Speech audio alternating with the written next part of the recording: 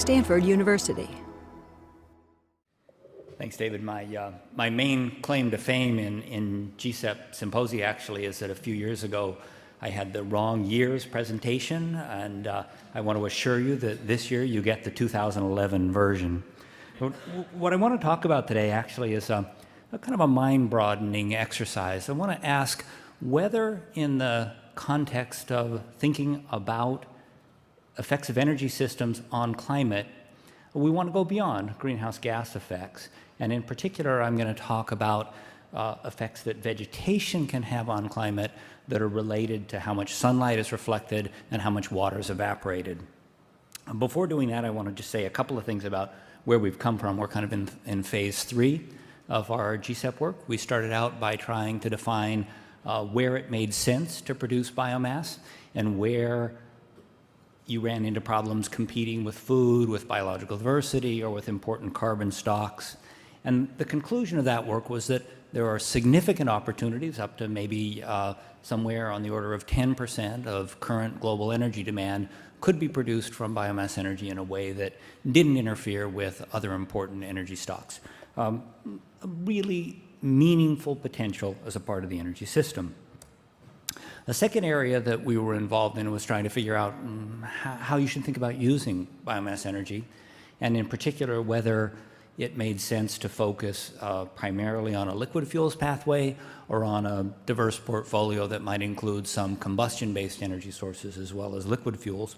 And the result of one study was that using technology that was available in 2000, if you think in terms of miles per hectare, using the energy harvestable from 1 hectare of land, how far could you drive with vehicles that were fueled by electricity based on combustion of biomass versus liquid fuels? We got that you could go almost twice as far on current generation electric vehicles as on liquid fueled vehicles, again kind of broadening the range of possibilities. This particular study really, you can tell, caught the public imagination. It was picked up in a October 2010 cartoon in The Economist, where the idea was that the dialogue concerning biomass energy had shifted from the top here, where the scientists are trying to make a liquid-fueled vehicle, down to the bottom, where the scientists have abandoned liquid fuel for light vehicle transportation and have recognized that the real challenge and the real opportunity is in fueling the jet over here in the lower right, and that the electric vehicle is now powered from, or that the light transportation vehicle is powered from electricity that might be produced with a biomass component to its fuel system. But what I want to talk mainly about today is kind of phase 3 of our GCEP research, and it includes effects on climate that don't come through greenhouse gases. If you look at the contrast between a grassland and a forest, there are important differences in the way that those systems behave in terms of their influence on climate. Grassland systems tend to reflect a lot more solar radiation. It's not involved in heating the vegetation. Forested ecosystems tend to use a lot more of the energy that they absorb for evaporating water, which means that energy can't be used for heating the air. And so you end up with sometimes quite large effects of you could think of it as the color and the texture and the rooting depth of the vegetation. And here's an important summary from a 2005 paper by Jabard et al. That characterizes from a climate model what are the consequences of covering the world with different kinds of vegetation. In this figure, we go from, whoops, I'm sorry. How do I go backwards? Sorry, not a Mac person. The North Pole here to the South Pole, and the lines that are plotted on the figure are the temperature difference from a bare soil case to a vegetated case, with lines above 0 meaning that you get warmer conditions by adding vegetation, and below 0 meaning cooler. So if you go from bare soil to forest, here with the solid green line, you can see in the northern hemisphere you get a significant warming. In the tropics, replacing bare ground with forest tends to produce a small cooling, and it goes back to a warming in the southern hemisphere. If you look at having a grassland covered surface, there's much less of this warming effect in the northern latitudes, and current vegetation is somewhere in between. There's significant amount of evidence that in the mid-latitudes of the northern hemisphere, we actually have seen a significant cooling as a consequence of the changes in the land surface we've made, and it's masked part of the warming that's been caused by release of greenhouse gases to the atmosphere. So I want to talk about 3 experiments that we did to explore these non-greenhouse gas effects of biomass agriculture on climate. And we did 2 experiments that were model-based using perennial crops in the Corn Belt of the US.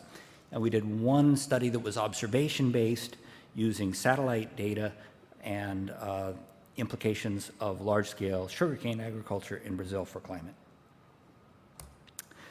For the model-based estimates, we used a regional climate model considering the domain that was slightly bigger than the continental US.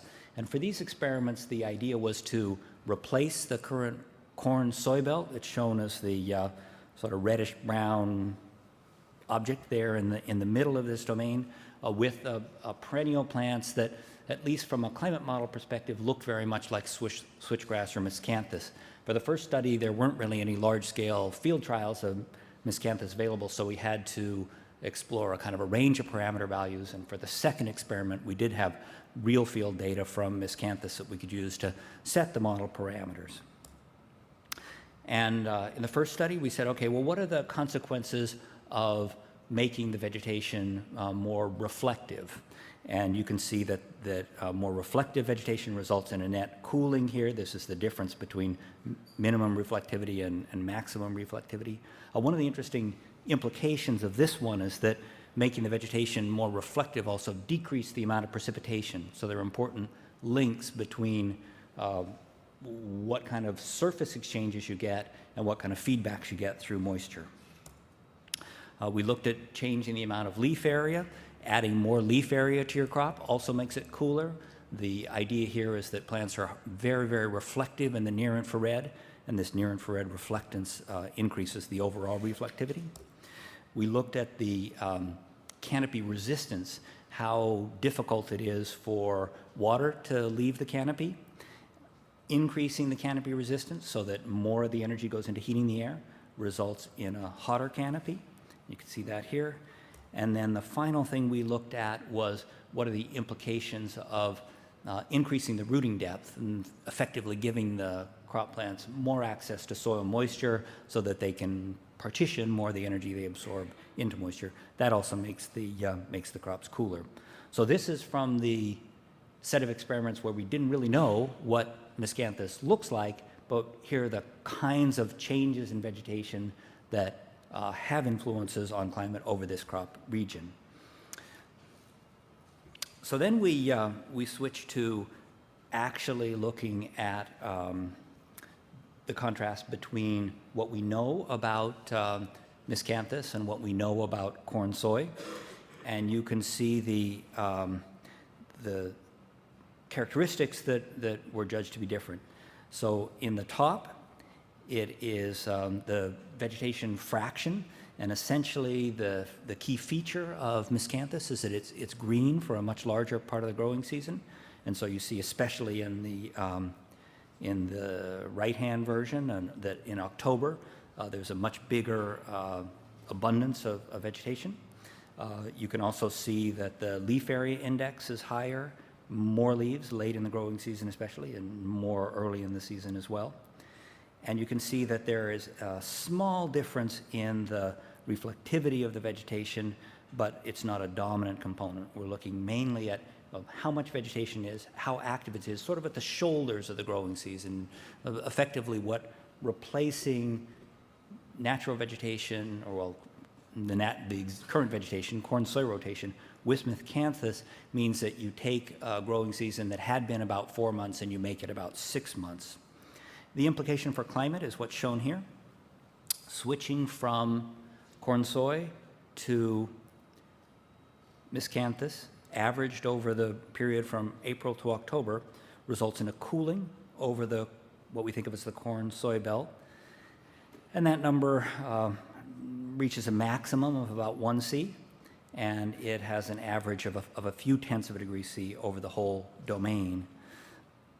The mechanism that's most responsible for that can be seen in the figure A, where the actual temperature difference for what we understand to be the full set of characteristics of miscanthus are shown in the blue-purple line.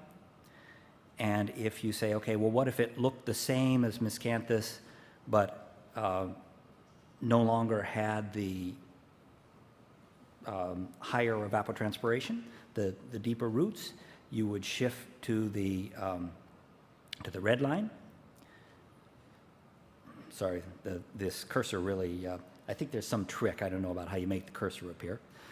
And so you still get some cooling, but much less than if you had the deeper roots as well. And then if you also allow for the miscanthus to have the reflectivity, the amount of light that's reflected from the corn soil, you end up with the green line. So most of the effect is this effect of the deeper roots, which allow the bioenergy crop to access more of the moisture that's in the soil. If you look at the amount of water that's evaporated to the air, you can see a similar pattern where the big effect on the difference in evapotranspiration, and think of this as a big sink that's sucking up the energy that's being absorbed, comes from having the deeper roots shown here in the blue line, with much smaller effects from sort of a putative miscanthus crop that didn't have the deeper roots or that didn't have the difference in the light absorbed. This also has consequences. If you put more water into the air through evapotranspiration, you would expect that there might be more coming back as precipitation, and that in fact is the case. You can see here for July and October, A and B, where the red colors are an increase in precipitation with the biomass energy crops, and the blue colors are a decrease in precipitation. Over the whole domain, there's an increase in precipitation over the growing season. And this kind of interaction and feedback between the precipitation and the surface temperatures can be really important. The effect of these temperature changes due to the surface characteristics are not overwhelmingly important. What you can see in this plot is the cooling effect of the transition from the annuals to perennials, shown here with at the smallest scales. You get a cooling of about 1 C compared to the climate change simulations for this part of the world with the A2 scenario, and by the end of century we're looking at something like 4 C. So at the smallest scales, we're offsetting something like a fourth of the warming from the greenhouse gases, and as we go to larger and larger scales, the size of the domain we simulated was about 80 million hectares. So as we get to larger and larger spatial scales here, we're spreading outside of the corn soy region, and the effect of this cooling dissipates away as it's no longer locally forced. So the summary of this is that replacing annual crops with perennials can lead to a non-trivial amount of cooling. This cooling is concentrated at the shoulders of the growing seasons, and it's a consequence of the fact that the miscanthus, the bioenergy crop, has a longer active period, and in particular accesses moisture in the soil over a longer period. And this also results in a higher precipitation. More of the light is reflected. One of the things that was a kind of a fun exercise, if we could say, well, what's the relative impact in terms of climate forcing of this direct radiative effect versus the greenhouse gas effect? We calculate that the fossil offsets from replacing corn with miscanthus could be something like the equivalent of 13 tons of carbon per hectare per year, and the implications of the radiation feedbacks, these non-greenhouse gas feedbacks I'm talking about, are on the order of 80 tons of carbon per hectare per year. Significantly bigger, but you don't get to accumulate those through time. So you get the 80 tons of carbon and that's it. So it takes about 6 years for the greenhouse gas effect to come up to the magnitude of the direct solar effect. The final study I want to talk about is one where we asked a similar question about sugarcane in Brazil, But instead of using a climate model, we used a combination of satellite records of where sugarcane has been planted and satellite records of what the surface temperatures and evaporations are. The area that we focused on is the Cerrado. It's the largest savanna area in Brazil. It's about a little less than 2 million square kilometers.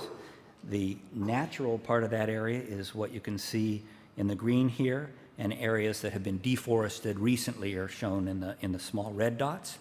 If you look at where sugarcane is currently grown, in 2005, 2006, there was sugarcane mainly down in the southern part of that zone, and it's a little hard to see in this figure, but there are red dots scattered throughout that indicate where new sugarcane has come in over the last few years.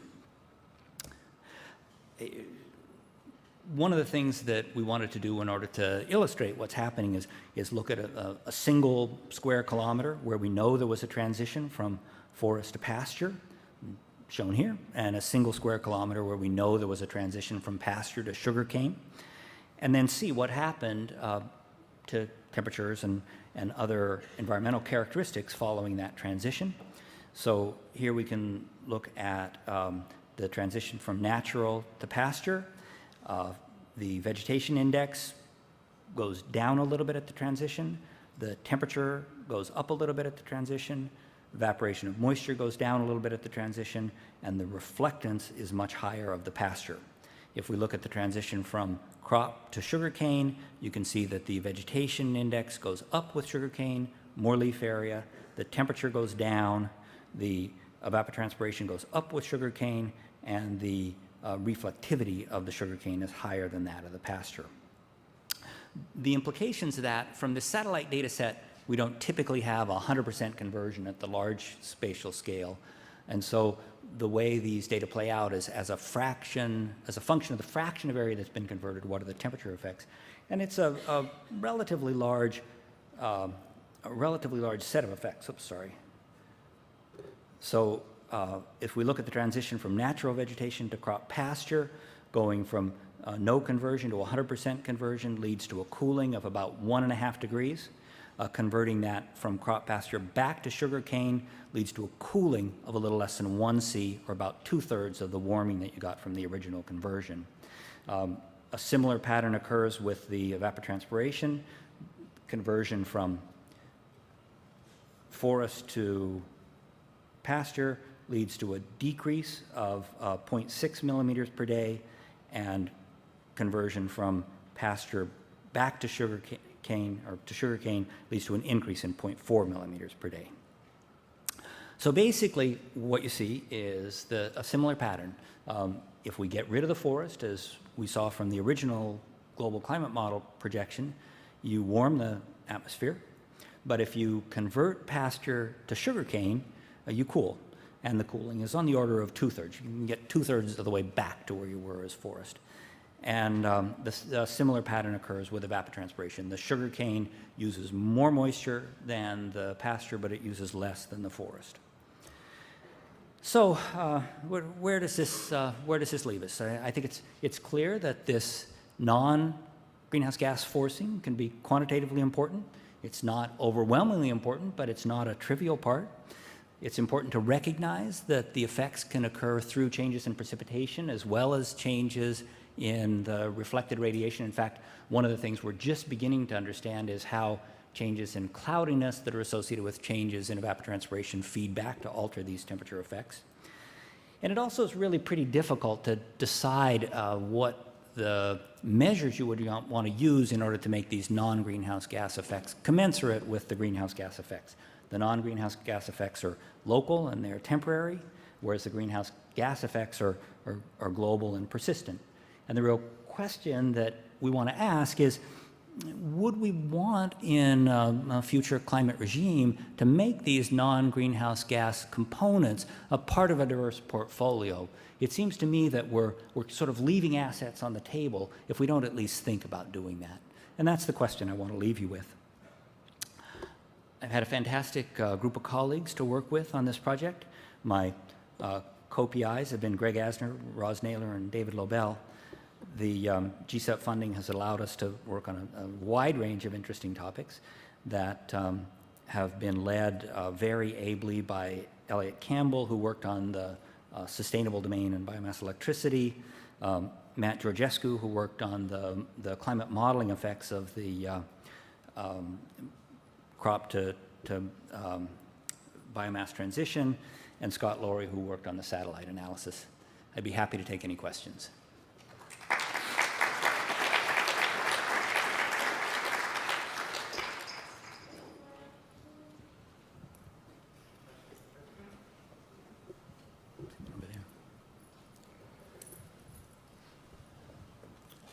Evan Hughes, Biomass Energy.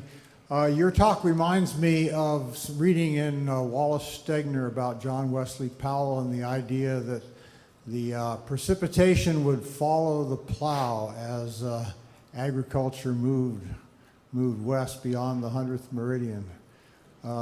Is there any similarity here when you observe this increase in precipitation as you change the biomass cover? I think, to be fair, I think it was Horatio Alger who said rain follows the plow, and I think Wesley Powell was a skeptic on that particular issue. Is that? But you know, so in general, what we see is that rain doesn't follow the plow, but that if you can provide cropping systems that have deeper roots, that you can increase evapotranspiration, and at least over this Midwest domain, you can increase precipitation.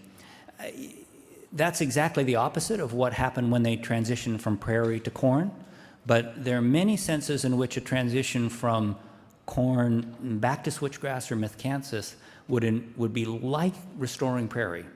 And so rain runs from the plow, I think, is probably a more accurate way to restate your original proposition.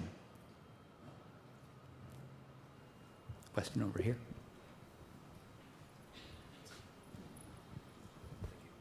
Gavin Conover, University of New South Wales. Well, thank you very much for that very nice presentation. But there's another an important factor on the arable nature of land, and that is the salinity of land and how it's affected by crop changes. In Australia, that's had a very large effect, where it's a particularly good model because there's been a large amount of deforestation. Could you comment on the way that the more deep-rooted plants will affect salinity?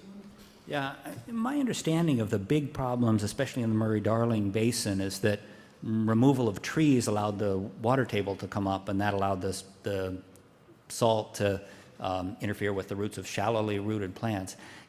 When we talk about a transition from corn or soybeans to miscanthus, we're talking about more deeply rooted species that at least have the potential to keep the water table down, but whether or not that means the roots would be deep enough that they're now in the salt water is a question that I wouldn't be ready to answer. But the interaction between where the water table is, what the ET is, and what the local precipitation is all play out together, and it's really difficult to make a prediction without, you know, a specific analysis that looks at all the factors together. And that's kind of the spirit of what I want to talk about, is that we really do need to be looking at the whole package.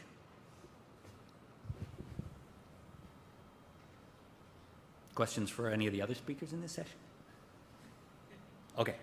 I think that puts us right about when we're supposed to stop, so let's thank the speakers.